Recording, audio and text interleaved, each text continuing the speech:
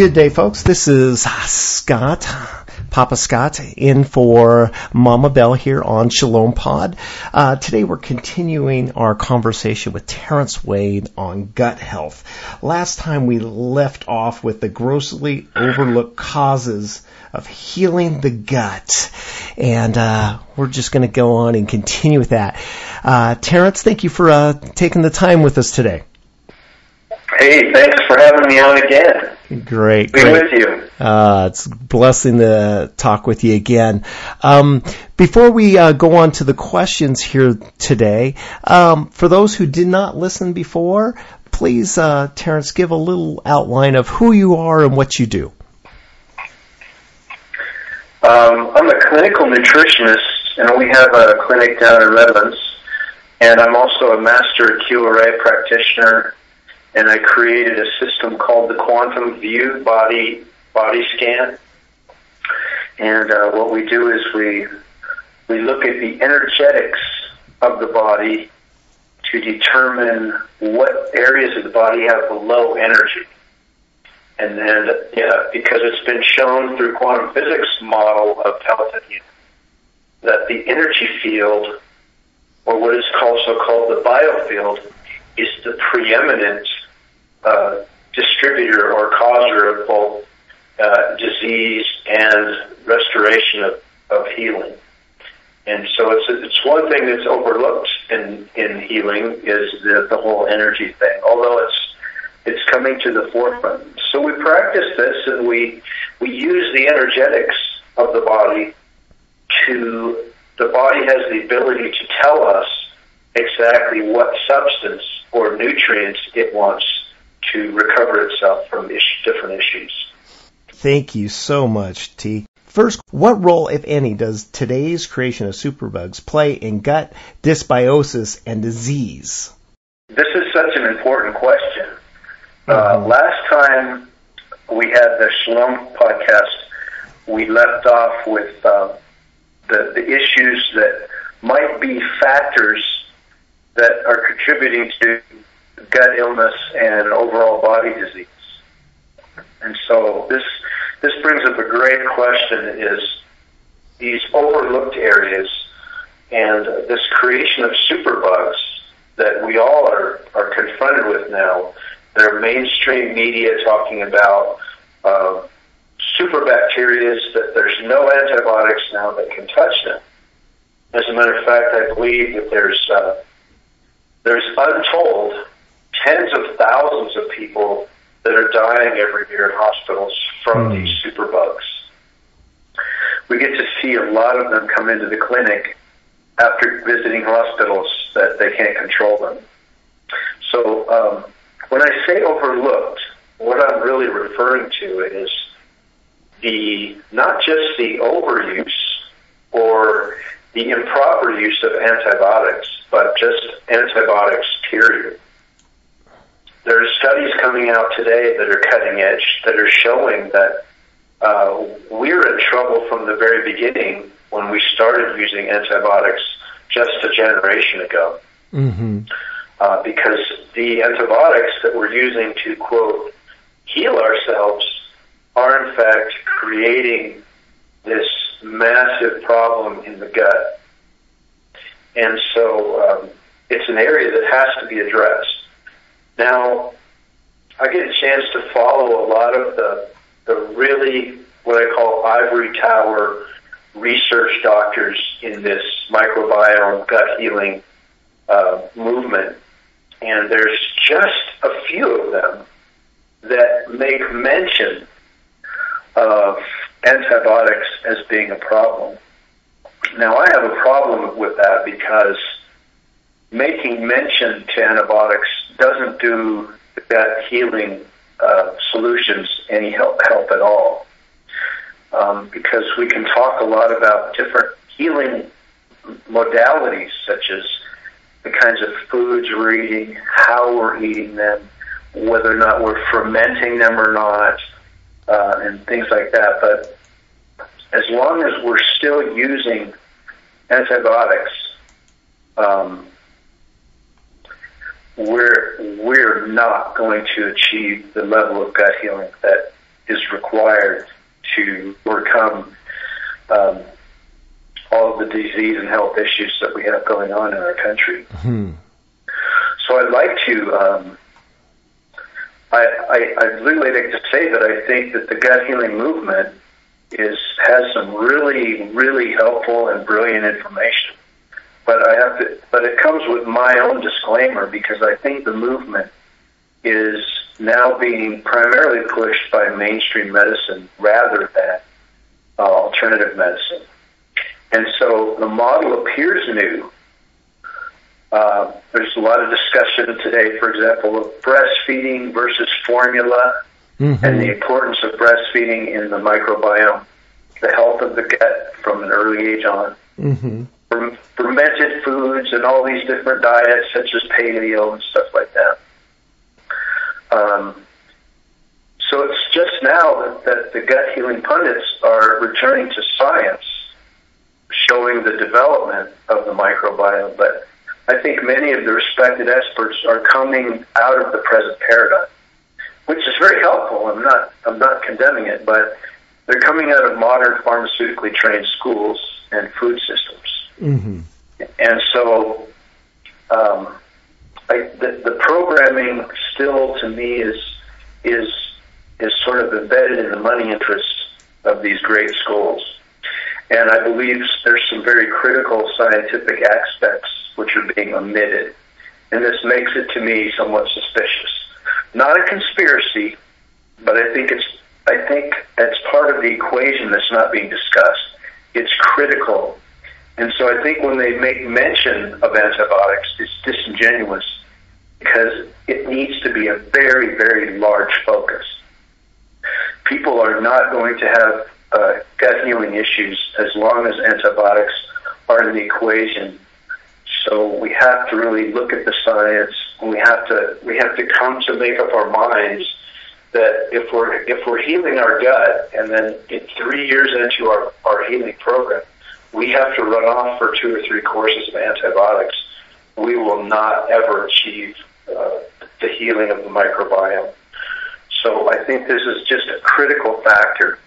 And I just wanted to point that out, because it's so important that without setting these antibiotics aside, no one is ever going to have the kind of level of gut healing that they really want to achieve. Very interesting. So you're saying basically we need to ditch the antibiotics in our life as a whole if we really want healing. I think when I say disingenuous, when they make mention of antibiotics in passing in a lot of their teachings and trainings, mm-hmm. and so when I say disingenuous, I mean there needs to be a real focus. If this was based in true science, then they would also extend their research into the alternative nutrient world, where there are many alternatives to antibiotics that don't injure the entire biofield, the microbiome, and all the bacteria that they're being found to be absolutely necessary to our healing. Mm-hmm. So when I say disingenuous, I mean rather than mentioning this in passing, they, as a movement, we need to make huge efforts at finding and using alternative things to antibiotics. And for me, that means ditching antibiotics. Mm-hmm. Gotcha. Other than a plane crash or a car wreck where you might need a little antibiotic use in a trauma situation, it's my personal view, and I think supported by science, cutting-edge science today, that antibiotics need to be ditched, period. Mm-hmm. Gotcha. Okay. And we can get into, maybe on another broadcast, all of the different alternatives that are natural, that are helpful for the body, maybe on another broadcast. Yeah, as we progress along, I think it's going to be critical for people to understand what's available to them. Mm-hmm. It's very important. So, yeah, good point. Gotcha. And we'll go on. Next question. What role, if any, does today's medical use of vaccines play in gut dysbiosis and the whole body disease? Once again, this is just an amazing question that you asked, because it's parallel with antibiotics. The movement does not make mention of vaccines, and this is why I think the second part of why I believe it's disingenuous is because there's a lot of discussion about environmental factors being massively implicated in autism and the microbiome dysbiosis, this chaos, and people having difficulty healing and digesting and things like that. There's a lot of mention of environmental factors, but there's no mention that vaccines could be a leading cause of an environmental trauma, because they contain both infection and they contain foreign DNA, and they contain things like heavy metals, which the movement, the gut healing movement, discusses as being very critical. When they talk about, for example, autism in children, they're finding chelation therapy. This is new and cutting edge to the gut healing medicine. And to the naturopath, we go, oh, that chelation therapy has been around for centuries. Mm-hmm. And now medicine is jumping on board saying this is really critical. Okay, well, you're chelating what? Heavy metals. Where do heavy metals come into the gut microbiome at a 3 and 4-year-old age without mercury, lead, and heavy metal exposure? Well, they're coming through the vaccines. So I'm going out on a limb saying, some of the things I'm saying, I haven't heard anyone else say before. I'm not saying it's not being spoken, but I don't hear it, mm-hmm. especially in the Healing the Gut movement.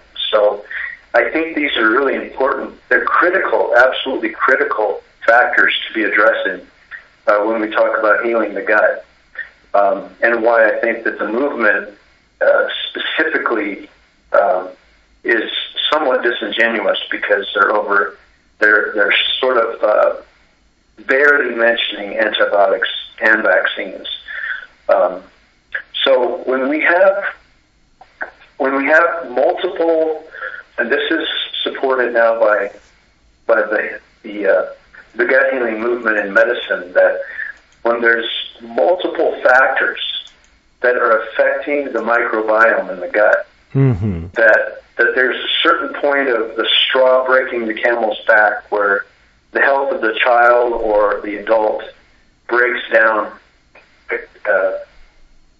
increasingly rapidly when these environmental factors are being introduced. Mm-hmm. And so we can't leave the argument or the discussion of gut healing without addressing vaccines as well. And I did appreciate it. I listened to I get the opportunity to go into some classroom situations, and so I had a chance the other day to listen to a well-known doctor, MD, named Dr. McFabe, in the gut healing movement, and he made these observations in passing. Mm-hmm. And so I just want to get it out there that we need to do more than just passing. And these guys were very appreciative of some of the science that they're learning that's not coming out of the pharmaceutical industry. So this is a really important step because science that's paid for by the pharmaceutical industry is not going to mention vaccines, and it's not going to mention antibiotics as being two massive critical factors in addressing when it comes to healing the gut. Mm-hmm. And so it's my personal view that, once again, like antibiotics, I like the word used, ditch, that vaccines also need to be ditched. Otherwise, we will not, as a culture, ever be restored to our true healing that we had just a couple generations ago. Got you. Yeah. So part of that is you're saying that the vaccines and the antibiotics inhibit our body's innate, ability to heal, because the body was created to heal itself, to rejuvenate itself, given proper nutrition and proper living and, all those sorts of things. When the body gets in that type of situation, it is created to heal itself. And you're saying that these two items are things that need to be discussed that are inhibiting that, right? Well, I'm glad you asked your question that way, because what I'm thinking is it's not just barring us from healing our current condition. Mm-hmm. Those two environmental factors have been paramount in actually creating our gut healing, our gut disaster. So we need to address them not just from the perspective of restoring and healing the gut by ditching those methodologies, but also by avoiding them for our children and the young people that are developing their health foundations in the microbiome or the gut from the beginning. Okay, gotcha. Does that make sense? Yes, that makes sense completely. So like ditching McDonald's and sources of what we call food that really aren't food, it's just garbage, we should ditch these as well. I love it. That's great. I'm gonna write that one down. If we want to be healed of the microbiome, let's just say, since we're talking about gut healing, yes, it's not going to happen with McDonald's, so we have to ditch McDonald's. Exactly. So in the same way, we're not going to heal until we ditch vaccines, and we're not going to heal the gut until we ditch antibiotics. Mm-hmm. We have to find alternative. Actually, we don't have to find anything alternative. If we ditch those alone, the majority of our gut issues originated there. So if we simply ditch them, we will find profound levels of healing as a culture. Mm-hmm. Next, why are we discussing gut healing diets over the root causation of whole body diseases? Exactly. I think in part because they're finding that in the genome that roughly 10% of the expression of disease genes is coming from the genes, and then 90% of the expression of disease is coming from environmental factors. And I sort of laugh at that, because I also go, well, okay, out of that 10% that are coming from the gene, what percentage of those are coming from environmental factors, which are also known to express aberrant genetics?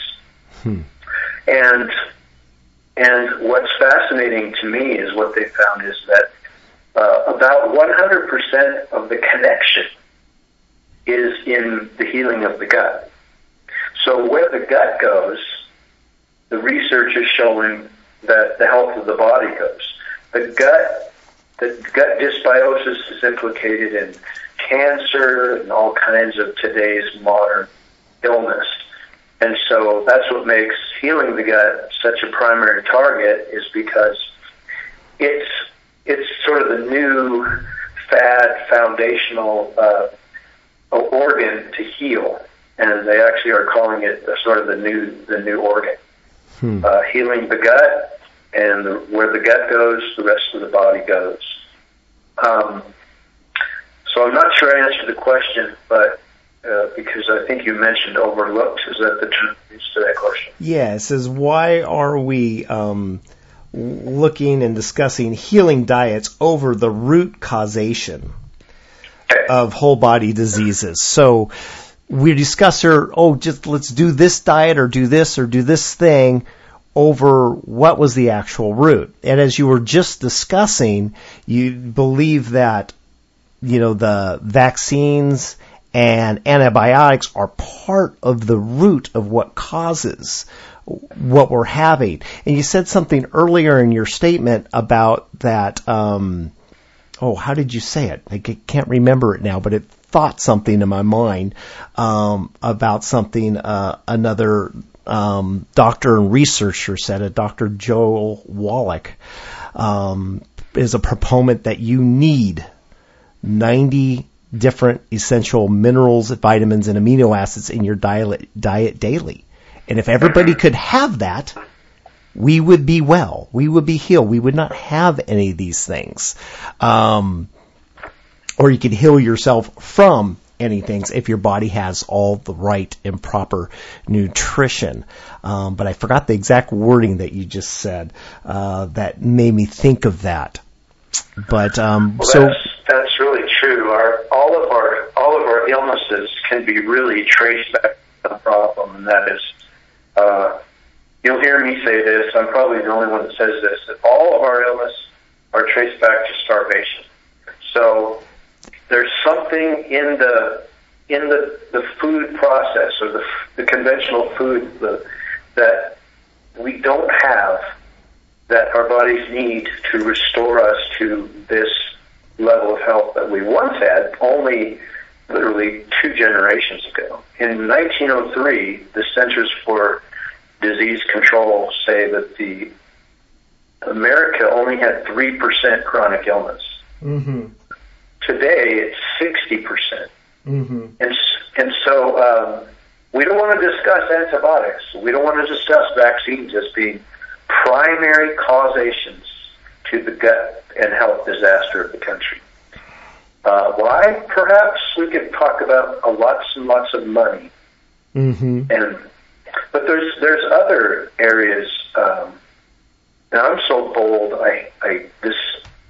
I'm so bold now to say most of our primary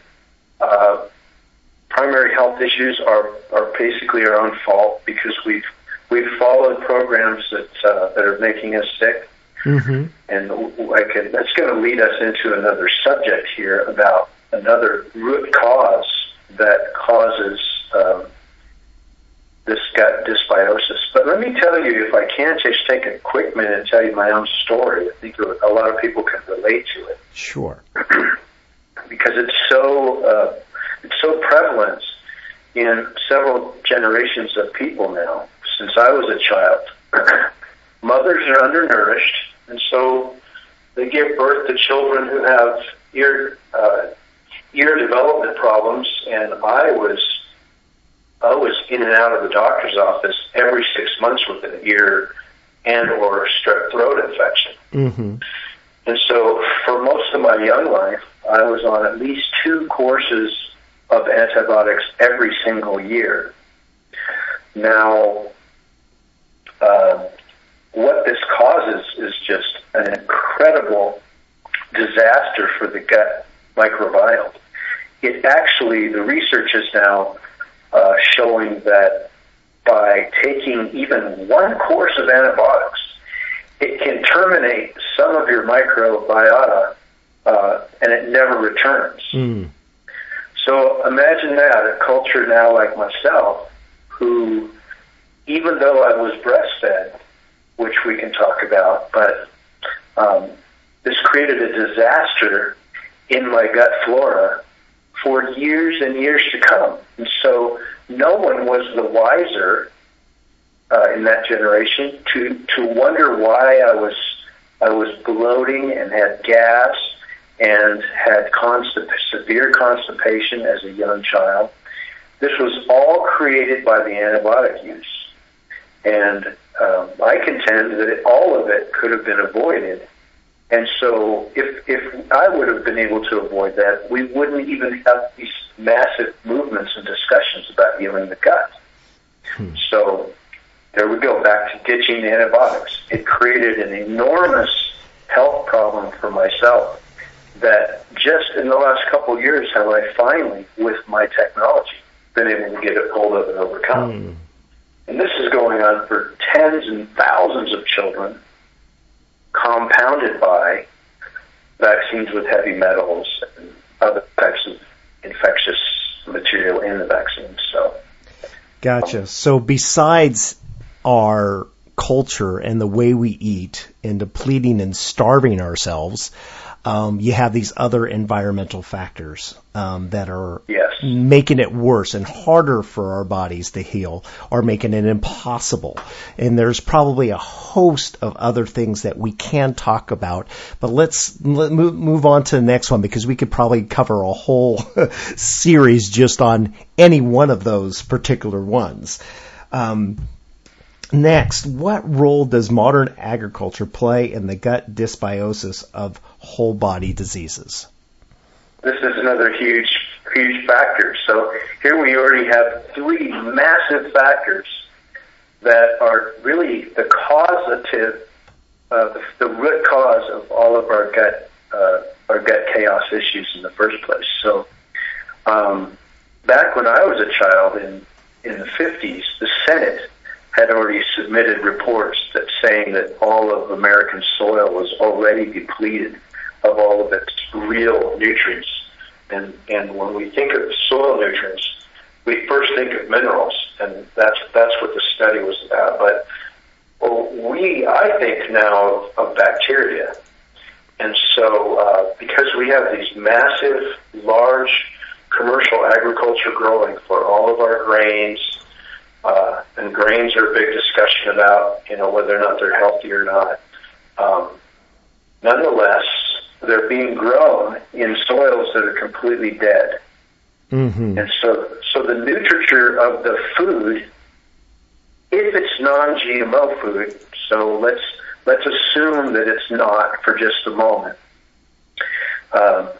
Even if the food is not GMO, it's not nutritious. And so the bacteria, the microbiota that are in our system, they only live on nutritious food. They don't do well on non-foods or pretend foods or junk foods, and they don't live at all. They are destroyed with GMO foods. So that's a whole that's really settled science. Avoiding GMO foods is our greater effort now, not so much trying to figure out whether they're good for us or not. So here's another root cause. Even if we start out with healthy microbiota, and even if we do not get vaccines, if we continue to eat food that does not have the nutriture to raise up the bacteria and then also nourish us, we'll never heal the gut. And so I'm sort of surprised that a lot of the MDs that are saying your answer is in the grocery store. It's really not, because the food in the grocery store, although it may look colorful, beautiful greens, reds, oranges, and all these beautiful colors, it is woefully deficient. Mm-hmm. So I'm pretty much contending now that our only answer is really to rely on ourselves. And back to the first conversation I had with the Atri was, as we get back to relying on ourselves, we really need to do it as a community, where we're really growing, not just preparing, but we're actually all growing food. Mm-hmm. Another issue of the commercial food is we don't know what they're spraying or putting into the soils to keep these bugs away from it, so that it looks decent on the grocery store shelf. And these chemicals and hormone mimickers are really part of destroying our health. So as we start, sitting and thinking, I'm going, okay, who promoted the antibiotics, and who promotes the vaccines, and who promotes the large agri foods? You find out that it's probably a group of the same type of people. And I think if we're ever going to heal not just our gut, but our whole bodies, our culture, we're going to have to do it together by getting together and loving one another, raising our own food, properly handling our own food, and that's really where the ultimate restoration is going to come. We can talk a lot about methodologies and fermenting food, implanting bacteria, and fecal implants, and and all the latest technology and bone broth and paleo. But until we really get down to the root causes of how we got in this mess in the first place, it's not going to work for us. Or we're going to spend a lot of energy and find out this isn't really going to work for us too well. Mm-hmm. Exactly. So get back to... So food is critical, and how it's handled and how it's grown, that's another leg to the table. Sure. And in our home, we do our best to try and get food direct from the farmer. You know, we grow some ourselves, but whatever we can't grow ourselves, we try to get it farm direct and know the farm, know the place, get it as local as possible. Of course, you can't always do that, but we strive to do the best that we can with doing that. Terrance, that's really the greatest start and a great way to go. Everybody really needs to work on that. Gotcha. Anything else you want to add to this conversation this morning, Terrance? Well, we can touch on another problem in healing the gut biota is